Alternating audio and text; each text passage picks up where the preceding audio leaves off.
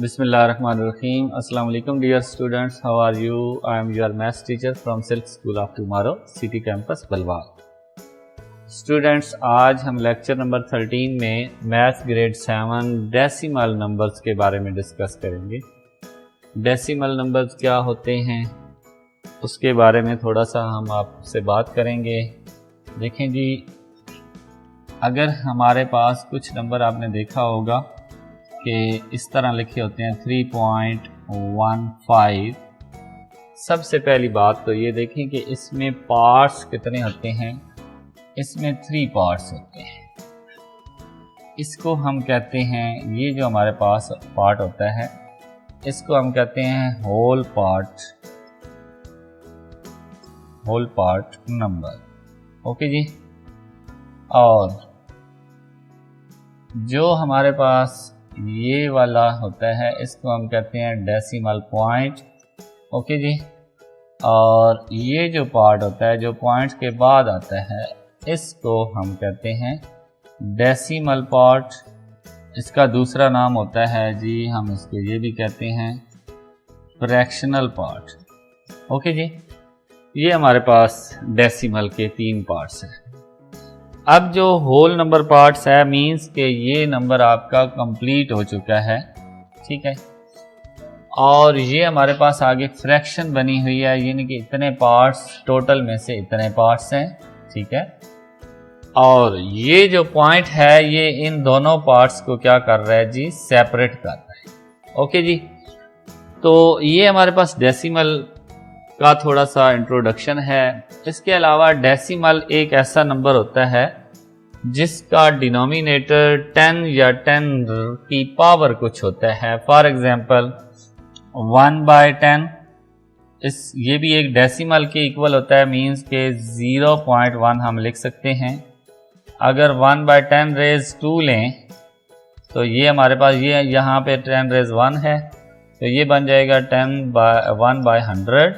तो ये हमारे पास 0.01. इसी तरह जैसे जैसे आप बढ़ते जाएंगे आपके पास डेसिमल जो है उसकी वैल्यू जो है वो कम होती जाएगी. यानी कि आपका नीचे वाला नंबर अगर बढ़ता जाएगा तो वैल्यू कम होती जाएगी. अब ये देखें कि अगर हमें एक फ्रैक्शन दी जाती है 2/5.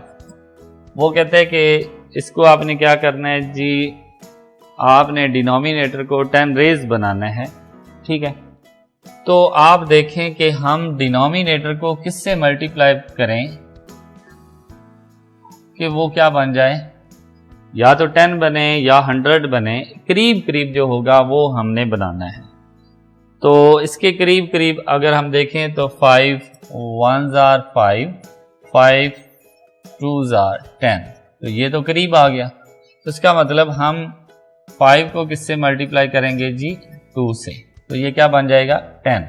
अगर हम किसी नंबर को डिनोमिनेटर में किसी एक नंबर से मल्टीप्लाई करते हैं तो वो नोमिनेटर में भी क्या करेंगे, उसी से मल्टीप्लाई करेंगे. तो ये हमारे पास बन जाएगा 2 2s are 4 और 10. इसको अब हम आसानी से 0.4 लिखते. ओके जी. तो ये हमारे पास कुछ चीज़ें थी जो आपको बताई. अगर आप देखें कि हमारे पास थोड़ा सा डेफिनेशन पे जाते हैं बुक पे. डेफिनेशन हमारे पास ये देखें, तीसरा यूनिट हमारे पास डेसिमल नंबर है. ये डेफिनेशन हमारे पास decimal numbers are a fraction which have denominator with the power of 10. यानी कि हमारे पास डिनोमिनेटर में एक पावर अगर 10 की कुछ लें तो वो हमारे पास डायरेक्टली हम उसको डेसिमल भी कह सकते हैं. Therefore, decimal can be expressed a rational number. यहाँ पे हम बात करें कि जो डेसिमल होता है उसको हम रैशनल नंबर भी कह सकते हैं. A decimal point indicate the place value of a numeric value of a whole number. यानी कि डेसिमल पॉइंट हमें बता रहा हो कि होल नंबर की जो प्लेस वैल्यू है वो क्या है. ठीक है.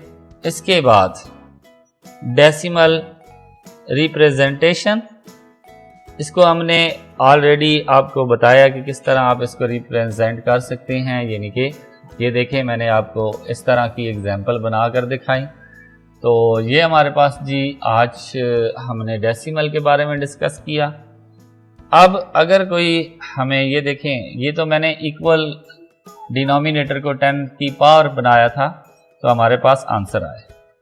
अब ये है कि हम इसको डिवाइड करके भी किस में चेंज कर सकते हैं, डेसिमल में चेंज कर सकते हैं।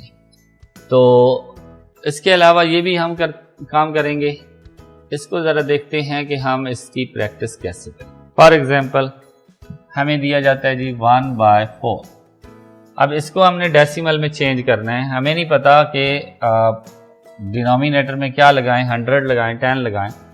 तो वो काम करने की बजाय आप क्या करेंगे, आपको मैंने बताया हुआ है कि नॉमिनेटर को अंदर रखें, डिनोमिनेटर पे डिवाइड करें।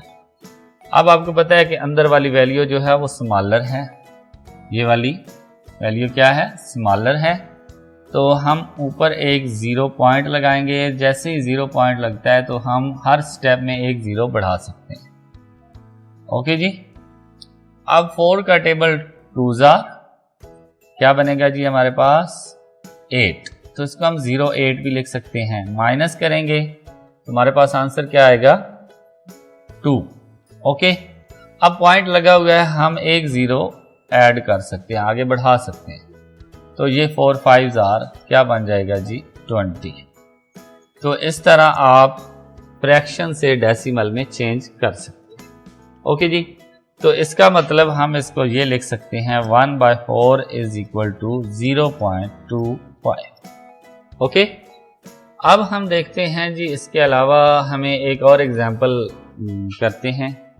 अगर हमें एक नंबर दिया जाता है जी 1/8, ठीक है, तो इसको हम कैसे सॉल्व करेंगे। ये देखिए 1 को अंदर रखें, 8 पे डिवाइड करेंगे। अब ये स्मॉलर है, 0 पॉइंट लगाएं, एक 0 ऐड हो जाएगी, 1 8 माइनस करेंगे 2 आ जाएगा, एक 0 ऐड करेंगे तो क्या बन जाएगा 8 2 16 माइनस करें तो ये क्या आएगा हमारे पास 2 और सॉरी यहाँ पे 3 आएगा 16 और ये हमारे पास बन जाएगा जी 4। ये हमारे पास बन जाएगा 4 और पॉइंट लगा हुआ है, हम एक 0 ऐड कर सकते हैं तो 8 5 40। तो इस तरह हमारा ये आंसर क्या बन गया जी 1.8 को हम लिख सकते हैं 0.125। ओके। तो इसी के साथ आज का हम लेक्चर ख़त्म करते हैं। और आज हमने क्या डिस्कस किया जी, डेसिमल के बारे में हमने डिस्कस किया। डेसिमल के 3 पार्ट्स होते हैं, एक को हम होल पार्ट कहते हैं, एक को हम डेसिमल या फ्रैक्शन पार्ट कहते हैं और एक हमारे पास क्या होता है जी डेसिमल पॉइंट होता है। डेसिमल पॉइंट क्या करता है, इन दोनों पार्ट्स को सेपरेट करता है। ओके। इसके बाद हमने एग्जांपल देखी कि हम डिनोमिनेटर को 10 की पावर्स या 10 किस तरह बना सकते हैं, तो इसको भी हमने सॉल्व किया। और आगे हमने एक फ्रैक्शन ली और उसको डिवाइड करके डेसिमल में चेंज करके देखा। तो स्टूडेंट्स आपने क्या करना है, आपने ये पेज नंबर जो फर्स्ट हमारे इस चैप्टर का पेज है वो और नेक्स्ट 3 पेज, इनको आप अच्छे से स्टडी करें और यहाँ पे डिफरेंट एग्जांपल्स, फॉर एग्जांपल मैं आपको लिख कर देता हूँ 1/25 को आप डेसिमल में चेंज करें, 1/50 को डेसिमल चेंज करें और 1/2 को डेसिमल चेंज करें।